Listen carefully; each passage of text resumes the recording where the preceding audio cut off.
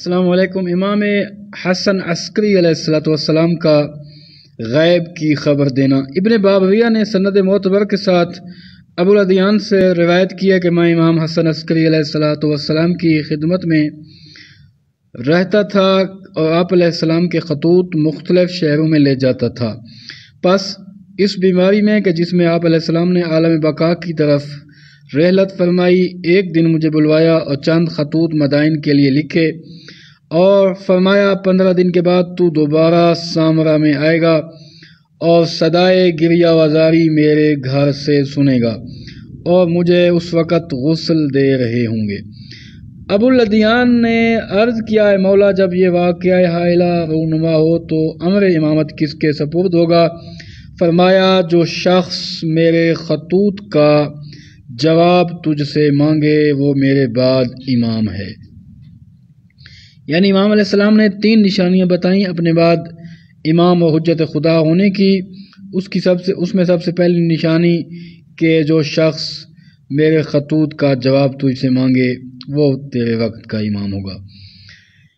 میں نے عرض کیا، کوئی اور علامت بیان فرمائیے؟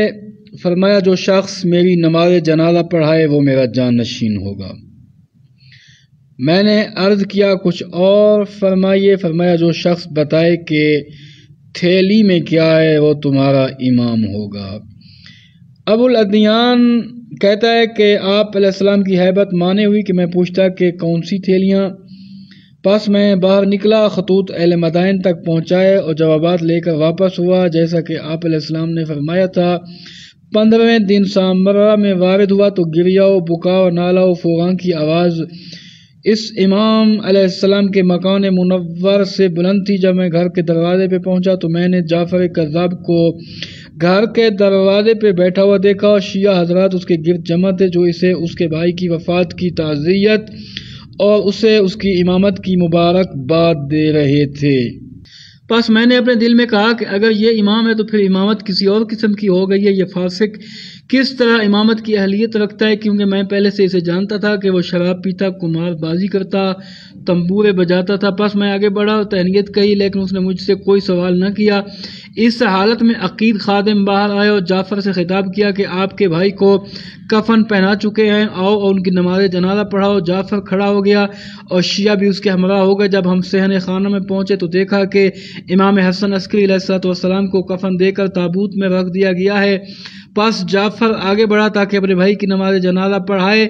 جب اس نے چاہا کہ تکبیر کہے تو ایک بچہ گندم گون گھنگریالے بالوں والا کھلے کھلے دانت چاند کے ٹکڑے کی مانند باہر آیا اور جعفر کی ردا کھینچ کر کہنے لگا، اے چچا پیچھے ہٹو کیونکہ میں زیادہ سزاوار ہوں اپنے باپ کی نماز جنازہ پڑھانے کا۔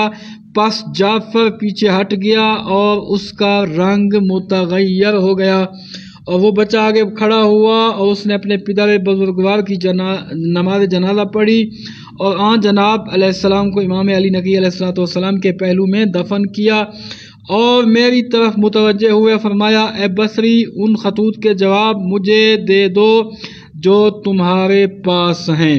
پس میں نے آپ علیہ السلام کے سپرد کر دیے اور دل میں کہا کہ جو نشانیاں حضرت امام حسن عسکری علیہ السلام نے دی تھی ان میں سے 2 تو ظاہر ہو گئی اور ایک باقی رہ گئی ہے۔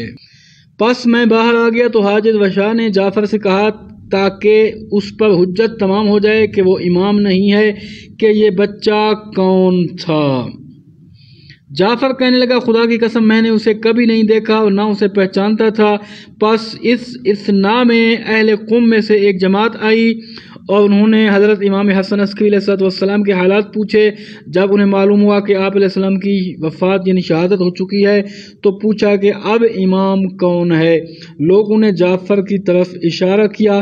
پس وہ اس کے قریب گئے تو تعزیت و تہنیت کہی اور کہنے لگے کہ ہمارے پاس کچھ خطوط اور مال ہے، یہ بتاؤ کہ خطوط کن لوگوں کے ہیں اور مال کی مقدار کتنی تاکہ ہم وہ تمہارے سپرد کر دیں۔